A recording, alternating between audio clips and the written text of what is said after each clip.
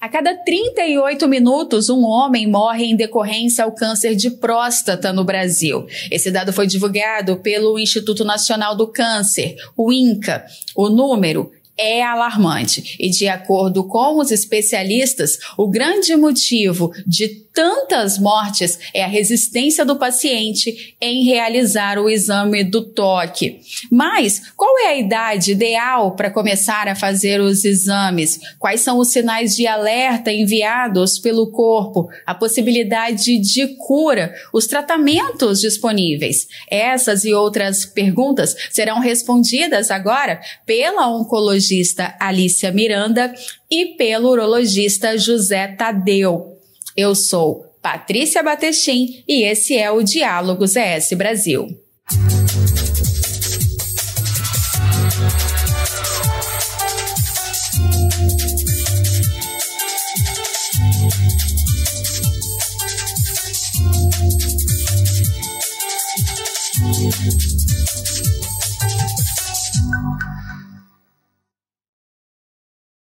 Bom, muito obrigada, doutora Alícia e também doutor José Tadeu, por atenderem ao nosso pedido, por participarem aqui com a gente. Sejam muito bem-vindos. Bom, eu vou começar com a doutora Alícia. Gostaria de saber, doutora, esse número assusta, né? Uma morte a cada 38 minutos, mais de 15 mil óbitos por ano no Brasil.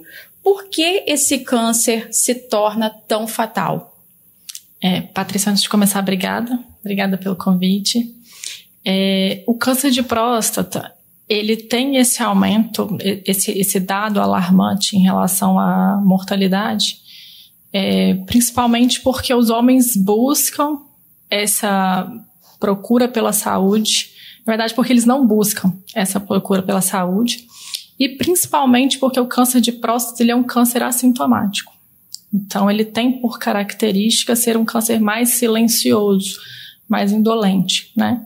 Então, se você não busca por algum método de rastreio dessa doença, você só vai procurar quando essa doença desenvolve algum tipo de sintoma. E aí, quando o câncer de próstata desenvolve algum tipo de sintoma, é porque, em geral, ele já está ou localmente avançado, e aí os sintomas vão ser, em geral, destinados do trato urinário, né? Ou já é uma doença avançada e os sintomas que a gente vai ter são relacionados às metástases dessa doença, né? O câncer de próstata, em geral, ele dá metástase para os ossos. Então, muitos pacientes chegam no consultório já com esse relato de dor óssea, por exemplo. E aí, quando a gente vai ver, ele tem um PSA aumentado, um nódulo na próstata, e a gente faz esse diagnóstico, né? Doutor José Tadeu, o senhor concorda? Infelizmente, nós homens temos o péssimo hábito de esperar que a moléstia surja para que depois nós venhamos a tratar. Diferentemente da mulher, que tem já há bastante tempo a conscientização do seu preventivo ginecológico, seu preventivo de mama, nós homens ainda somos bastante reticentes, não só na questão prostática, como também cardiológica e do próprio exame clínico normal. Infelizmente, esse é um hábito que nós precisamos adquirir com uma certa frequência. Doutor Tadeu, e qual seria o momento ideal do homem procurar o médico, procurar ajuda? No câncer específico de próstata, a orientação da Sociedade Brasileira de Urologia, do qual eu sou presidente, que ela é irmanada com a Sociedade Americana de Urologia e a Sociedade Europeia de Urologia, a orientação é que o homem, a partir dos 50 anos, comece a fazer o seu preventivo para o câncer da próstata. O objetivo dessa idade é porque, estatisticamente, a incidência a partir dos 50 anos, ela aumenta de forma exponencial. E aí a forma que nós temos de conseguir fazer um diagnóstico precoce desse paciente. Quando o paciente tem um histórico familiar direto, então um pai, um tio, um irmão, de câncer de próstata, a orientação é que nós antecipemos esse preventivo para os 45 anos e sejamos bastante cuidadosos nesse acompanhamento. E o ideal é não esperar que os sintomas naturais da obstrução prostática venha a ser um despertar para esse homem. A ideia é fazer com que ele faça o preventivo antes que os sinais e sintomas venham a aparecer. E quais são esses sinais, assim? Qual é o sinal de alerta que o corpo dá? Então, quando ocorre um sinal de alerta, na verdade é que essa doença deixou de ser uma doença intraprostática para ser uma doença que está sendo constrictiva, ou do trato urinário, ou está sendo expansiva, não só para fora da próstata, pegando a vesícula seminal, pegando a bexiga, como sendo metastática, indo para gânglios, indo para os ossos. Então o paciente começa, normalmente tendo um jato urinário mais fraco, ele passa a ter uma demora para começar a urinar, que nós chamamos de hesitância, ele começa a ter um gotejamento terminal, ou seja, ele acha que terminou de urinar, mas continua ainda tendo um gotejamento terminal da urina. Ele pode ter a presença de sangue na urina, que nós chamamos de hematúria, ele pode ter sangue no esperma, que nós chamamos de hemospermia, e ele pode ter, em casos extremos, até dores pélvicas e ósseas, quando nós já temos metástases para os ossos. Bom, doutor, recentemente foi divulgado que a maioria dos homens que procuram o consultório, eles normalmente vão acompanhados das esposas ou dos filhos. Isso é uma realidade que o senhor observa nos consultórios? E assim, qual a importância, né, do papel dessa família na prevenção do câncer de próstata? Eu costumo dizer para os meus alunos na universidade que o melhor amigo do urologista é a esposa. E se tiver filha, essa amiga é dobrada, porque normalmente os pacientes são bastante reticentes em ir ao consultório. Existe um preconceito muito nosso de homens, né, latinos, quanto ao exame do toque retal, né? Existe um pudor, existe uma suspeição de que vai perder a virilidade fazendo esse exame, e automaticamente a maioria procrastina esse exame. Então, quando a mulher que já tem esse hábito natural, ela se interessa e se importa e investe nesse parceiro, ela se torna realmente uma grande aliada nossa. Tem mudado. Alguns pacientes já têm essa consciência, algumas empresas também já colocam como rotina dos pacientes acima de 50 anos ter a obrigatoriedade de fazer algum exame de rastreamento de próstata, mas a procura voluntária e individual ainda é bastante modesta. Doutora Alícia, e a chance de cura aumenta quando o paciente procura o médico logo, quando ele chega lá e já não está num estágio avançado? Sem dúvida, sem dúvida. A chance de cura para o paciente que faz o diagnóstico no estadiamento inicial, né, que é a detecção precoce dessa doença, ela ultrapassa 90%. Então, sem dúvida, o diagnóstico precoce é o que aumenta a chance de cura desse paciente. E como é que esse câncer ele é tratado? Então, a gente divide o câncer de próstata em estratificações de risco. E aí a gente tem diversas modalidades de tratamento a depender, obviamente, de qual tipo de câncer de próstata que a gente está falando, né? O câncer de próstata mais comum é o adenocarcinoma. Existem outros tipos mais raros e mais graves em que o tratamento é diferente, mas eu vou focar no tratamento do adenocarcinoma, que é o tipo histológico mais comum, né?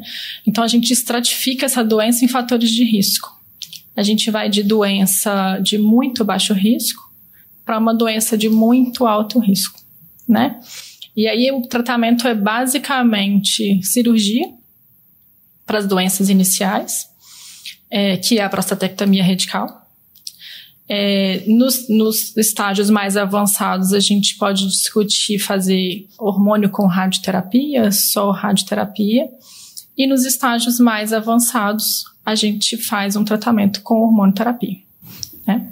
Bom, a gente vê falando esse número tão alto de mortes em decorrência a este câncer, mas a cura também é alta, né? Também tem uma porcentagem alta. Exatamente.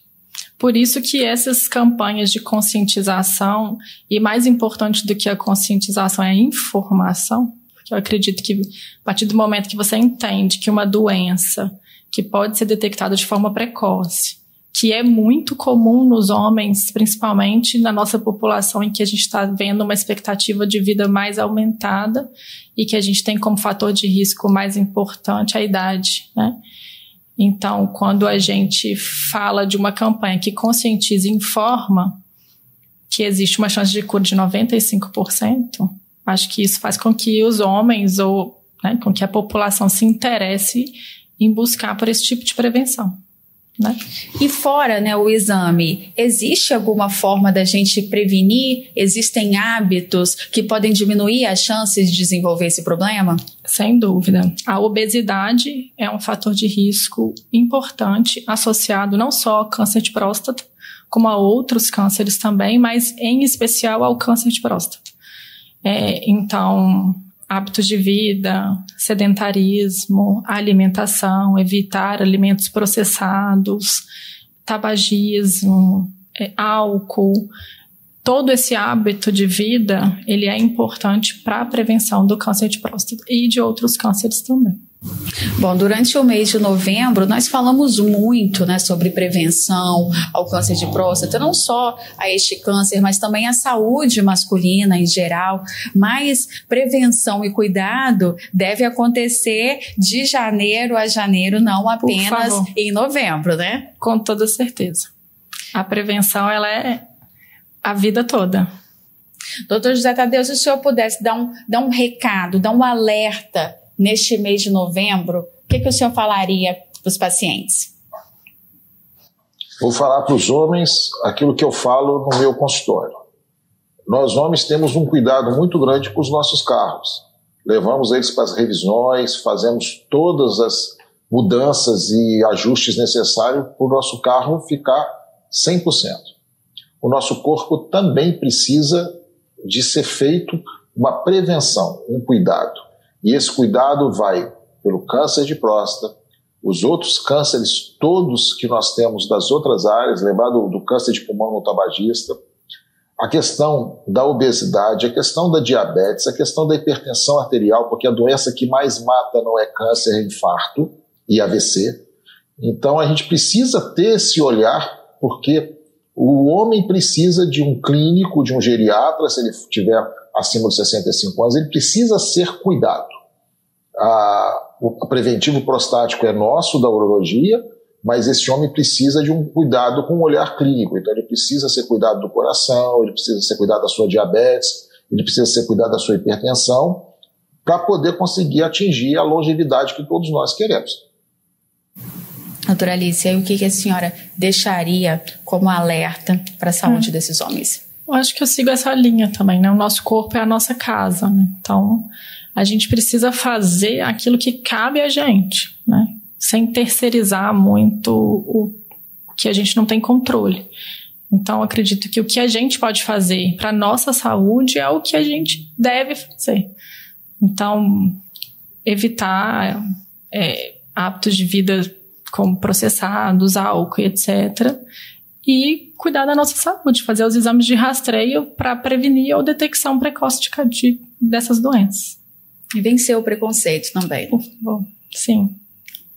Bom, gostaria muito de agradecer a sua presença, doutora Alice. Eu que agradeço. Agradecer também, doutor, pela sua participação aqui com a gente. Muito obrigada. Acho que foi bem esclarecedor, né? Que bom. Eu que agradeço, em nome da Sociedade Brasileira de Urologia, o convite. É um empenho nosso há mais de 20 anos, o Novembro Azul, e a gente tem observado que, no decorrer dos anos, essa conscientização tem gerado e trazido mais pacientes aos consultórios, e nós fazemos uma avaliação que não vai só em cima do câncer da próstata. Nós também tratamos o tumor benigno, nós vamos atrás em outros tumores, tumores de rim, tumores de testículo.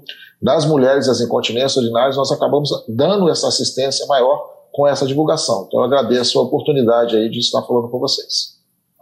Esse foi mais um Diálogos ES Brasil, um conteúdo da revista ES Brasil. E lembrando que você pode acompanhar esse e outros conteúdos em qualquer plataforma de streaming, pelo YouTube e, é claro, no nosso portal esbrasil.com.br.